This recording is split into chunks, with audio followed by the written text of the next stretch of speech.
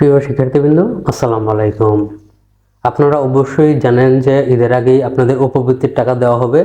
তো অনেকেই জানতে চেয়েছেন যে উপবৃত্তিতে কোন ক্লাসের জন্য কত টাকা করে দেওয়া হয়। তো এই বিষয়টির জন্য অনেকেই কমেন্ট করেছেন। তো তাদের অনুরোধে প্রথম শ্রেণী থেকে দ্বাদশ শ্রেণী পর্যন্ত কোন ক্লাসে কত টাকা দেওয়া হবে সেই বিষয়গুলো আজকের ভিডিওতে থাকবে। তার আগে আপনারা যদি আমার চ্যানেলে নতুন হয়ে থাকেন তাহলে অবশ্যই চ্যানেলটিকে সাবস্ক্রাইব করে পাশে থাকবেন এবং পেজটি ফলো দিয়ে রাখবেন। শিক্ষা সংক্রান্ত সকল গুরুত্বপূর্ণ তথ্য সবার আগে আমরাই প্রকাশ করে থাকি। শিক্ষা সংক্রান্ত যে কোনো তথ্য জানতে আমাদেরকে কমেন্ট করতে পারেন অথবা আমাদেরকে ইনবক্সে নক করতে পারেন।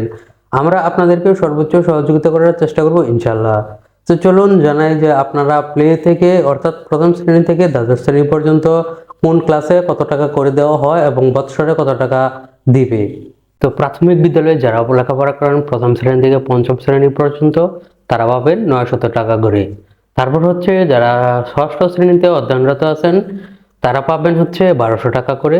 তারপর হচ্ছে সপ্তম শ্রেণীতে যারা অধ্যয়নরত আছেন তারা পাবেন 1500 টাকা করে। তারপর অষ্টম শ্রেণীতে যারা অধ্যয়নরত আছেন তারা 1800 টাকা করে পাবেন।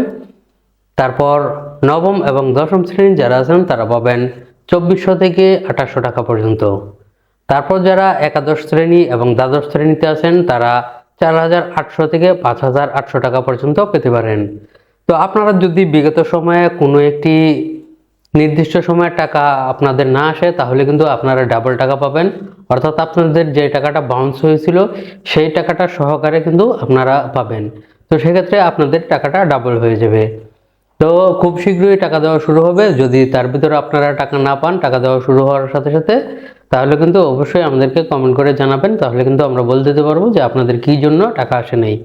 তো টাকা দেওয়ার যে ধাপটা আছে, সর্বপ্রথম টাকা দেওয়া শুরু হবে প্রাথমিক বিদ্যালয় থেকে।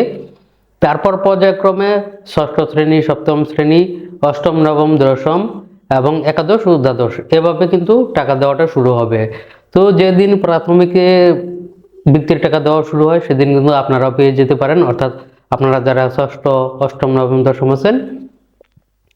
টাকা দেওয়ার ক্ষেত্রে একটু সময় লাগতে পারে, কারণ যেহেতু সারা বাংলাদেশে একযোগে টাকা পাঠানো হয়, সেক্ষেত্রে আপনাদের একদিন অথবা 2 দিন সময় লাগতে পারে। তো এর বেশি কিন্তু সময় লাগবে না। এর ভিতরে যদি আপনাদের টাকা না আসে তাহলে কিন্তু আপনাদের অবশ্যই খোঁজখবর নেওয়া উচিত। তো সবার জন্য রইল শুভকামনা। আজকের জন্য এ পর্যন্তই। আসসালামু আলাইকুম।